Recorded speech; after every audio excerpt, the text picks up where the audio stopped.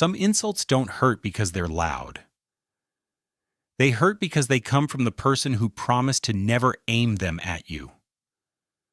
When she looked at me in front of her 5 friends and threw the word worthless like it meant nothing, something inside me shut off, not out of anger, out of clarity. You know that moment when someone shows you, without hesitation, how little they think of your heart? Her friends laughed, she smirked, and while they expected me to shrink, to defend myself, to play the fool, I didn't say a word. I grabbed my jacket, stood up, and walked out. And what happened after that moment was something none of them expected. But before I tell you what happened that day, don't forget to subscribe, leave a like, and share your thoughts in the comments. She called me worthless in front of her 5 friends. The word echoed long after I stepped outside. I felt it in my ribs, in my throat, in the space where trust once lived. My hands shook as I zipped my jacket, more from disbelief than pain. I never thought I'd hear something like that from her. Not in private, and definitely not in public. Behind the apartment door, I heard muffled laughter. Not all of them, 1 or 2. The rest stayed quiet, maybe uncomfortable, maybe unsure. But she had spoken the loudest. Her voice cut through the room, sharp with arrogance. I walked down the stairs, each step heavier than the last. The cold air outside steadied me. I leaned against the railing, took a breath, and let the numbness settle.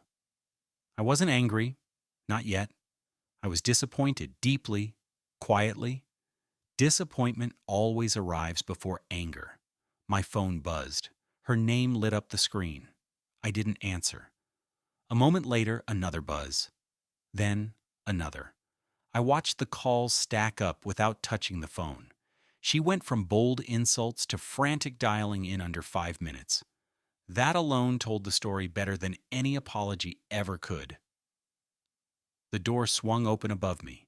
Her steps rushed down the stairs. "There you are," she said, breathless. "Why did you leave?" I turned toward her slowly. She looked smaller without her audience behind her.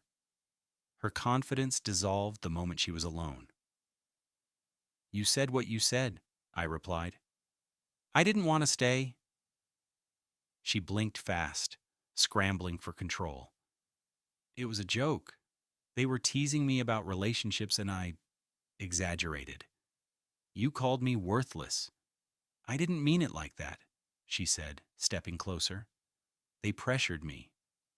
I didn't know what else to say." "You could have said nothing." Her breath hitched.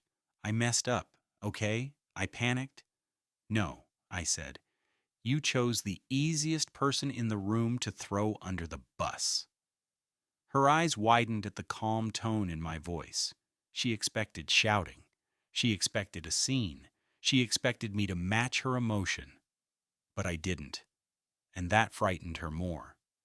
"Can you come back upstairs?" she asked. "We can laugh it off. They'll think you're being sensitive." "That's the problem," I said. "You're worried about what they think, not what I felt." She reached for my arm.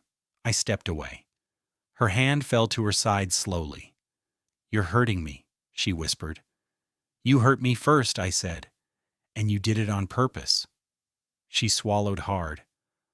"I didn't want to look weak in front of them. So you made me look weak instead." Her lips trembled. She looked at me like she wanted forgiveness within seconds, like pain evaporates if you say the right sentence fast enough.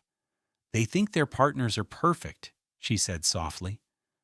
"And I never know what to say about us." "You don't need to perform," I replied. "You need to be honest." "I am," she insisted. "No," I said. "Honesty doesn't need an audience." She looked away, her chest rising with slow, regretful breaths. "Will you come home with me tonight?" "Not yet," I said. "I need to walk." Her voice cracked. "Where?" "Away from disrespect," I said. She stepped closer again, eyes pleading. "Please don't leave me alone with them. Please. They'll know something's wrong." Something is wrong?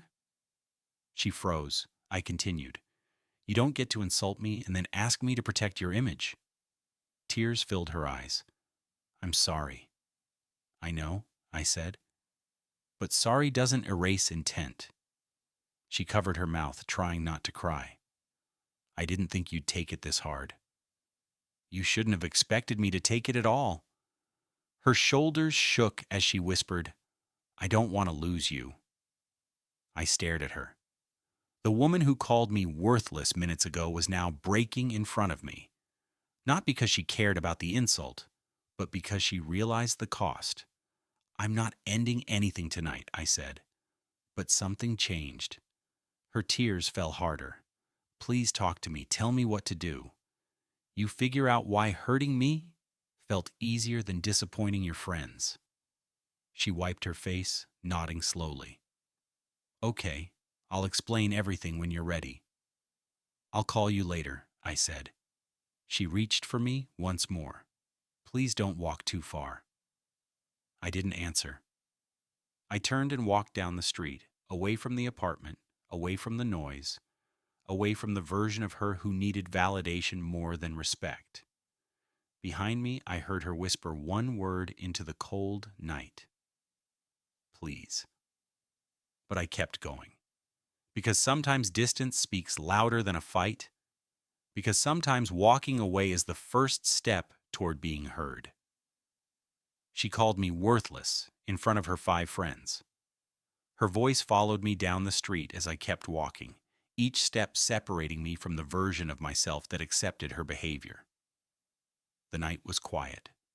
My mind wasn't. Her apology still echoed in my ears, thin and shaky, built on fear rather than understanding. My phone buzzed again. Then a message appeared. Please come back. They're asking questions. Another. I don't want them to think you're mad at me. There it is, I thought. Not, I hurt you. Not, I regret what I said. Not, I'm worried about you. But they're watching. I stopped near a street lamp, the cold air pushing into my lungs. Her priorities were clear, and the sting grew sharper. My phone buzzed again, this time with a different tone, a longer vibration, a voice message. Her voice trembled through the speaker. Please answer. I didn't mean it. They pressured me. I panicked. I know I messed up. I know I crossed a line. Please don't stay mad. Please come home. A quiet sob cut through the audio. I can't lose you. I closed my eyes for a moment. Then I turned around and began walking back. Not because her friends mattered, not because she asked, but because we needed to finish the conversation without an audience.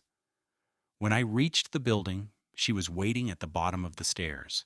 Her makeup smeared, shoulders shaking, hands twisting together as if she feared touching me without permission.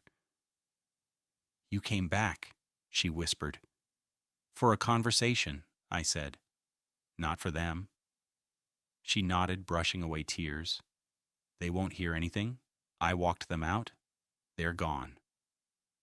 Good. We went inside. The apartment felt different now. Too quiet. Too heavy. The laughter from earlier still lingered in the air, mixed with the memory of my name being twisted into an insult. She sat on the couch like she was facing a judge. I stayed near the window. Her voice shook. I didn't mean it. I believe that, I said. She looked up, surprised. You do? Yes, I replied, but you still said it. Her face crumpled. I know. You wanted to impress them, I said. Yes. You wanted to seem above me. No, she whispered. I wanted to seem stronger. By calling me worthless? She flinched. I used the wrong word. The worst word. You chose the fastest way to get a reaction, I said. You didn't care who it hit. She covered her face. I hate myself for it. Good, I said. You should hate what you did. That's how growth starts. She lowered her hands slowly. Her eyes held shame, but also something deeper, fear. Can I tell you why? She asked. Why I said it. Go ahead. My friends, Their partners are aggressive, loud, confident. They speak over them. And when we compare stories, I always feel like the weak one. I feel like I'm dating someone gentle, and they tease me for it. I stayed quiet. Her voice softened to a whisper. I let their opinions get in my head. I let them twist my view. I let them push me into disrespecting the best person in my life. I didn't move. I wanted to seem bold, she said, but the truth is, I used you to cover my insecurity. I stepped closer, but not enough to comfort her. You don't get to hide behind fear, I said. Not when your words cut this deep. She nodded slowly. I know, and I want to fix it. How? She swallowed hard. By making sure you never feel small because of me again. By showing you I meant none of that. By changing how I speak when I'm with others. I watched her for a moment. She wasn't lying. Her voice had dropped from panic to honesty. Her shoulders sagged. Her breathing slowed. The performance ended. What remained was a woman trying to understand the damage she caused. Do you want to know the part that hurt the most? I asked. She wiped her cheek. Tell me. You didn't hesitate, I said. You didn't think twice. It rolled off your tongue like a rehearsed line. That tells me the word worthless has crossed your mind before. Her breath caught. No, never. Never once. Then why was it so easy? She opened her mouth, closed it, tried again. Because I knew it would impress them. You cared more about their reaction than mine. She broke. Tears streamed down her face again. Yes, and I regret it so much. I let the silence settle around us before sitting beside her, but not touching her. She turned toward me. Are you leaving? No, I said. But something needs to change. What? You need to choose who you are when no one's watching. Because tonight, the version I saw wasn't someone I want beside me. Her lips trembled. That's not who I am. Then prove it. She reached for my hand. This time I let her. Her grip was gentle, scared, honest. I'll earn your trust again, she whispered. I'll show you I value you. I'll show you I see your worth. And, I asked, and I'll show you that you're the only person whose opinion matters to me. I held her gaze. For the first time since the insult, something shifted. Not forgiveness, not closure, possibility. Good, I said quietly, because this conversation isn't finished. She nodded, eyes steady through the tears. Then stay. I'll answer anything. And for the first time that night, she didn't run from responsibility. She sat with it, held it, owned it. The next words mattered, and she knew it. She called me worthless in front of her 5 friends. Now she sat inches from me, holding my hand like she feared letting go would end us right there. Her eyes were red, but her voice steadier than before. She wasn't crying to escape blame anymore. She was crying because she finally accepted it. I leaned back slightly. I need you to understand something before we move forward. She nodded quickly. I'm listening. When you said that, I began, something inside me didn't break. It shifted. It woke up. She swallowed hard. Woke up? Yes, I said.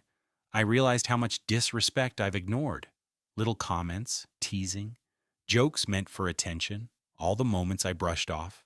Tonight wasn't isolated. It was the moment everything added up. Her face tightened with guilt. You're right.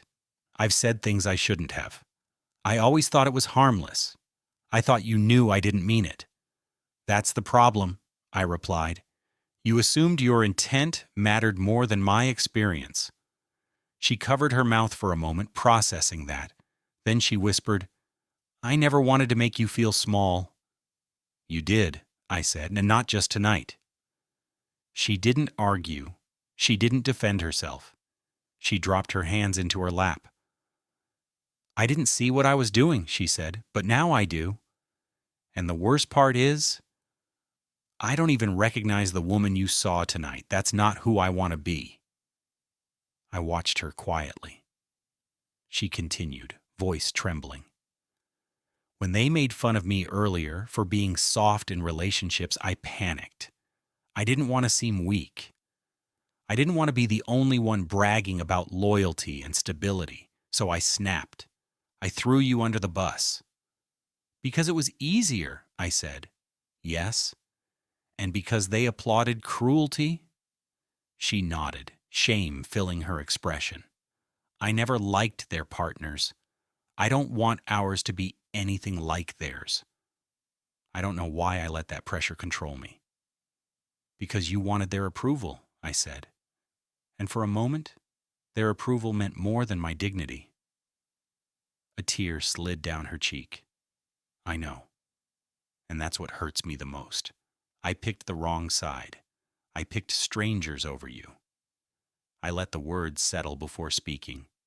You need to understand. Relationships fall apart not from a single moment but from patterns. Tonight revealed yours. Her voice cracked. Please tell me you don't see me as someone who tears you down. I see someone who did, I said, but I also see someone who can stop. She pressed her forehead into her hands. I will stop. I will never speak about you that way again. You'll need more than apologies, I said. Respect has to become consistent, public and private. She looked up, eyes bright through tears. Teach me how to do better. I'm not asking you to fix me. I'm asking you to guide us. That's different, I said, and it's a start. She exhaled a shaky breath. I want to ask you something, and I need you to be honest. Go ahead. When I said that word, did you think about leaving me? Truly leaving?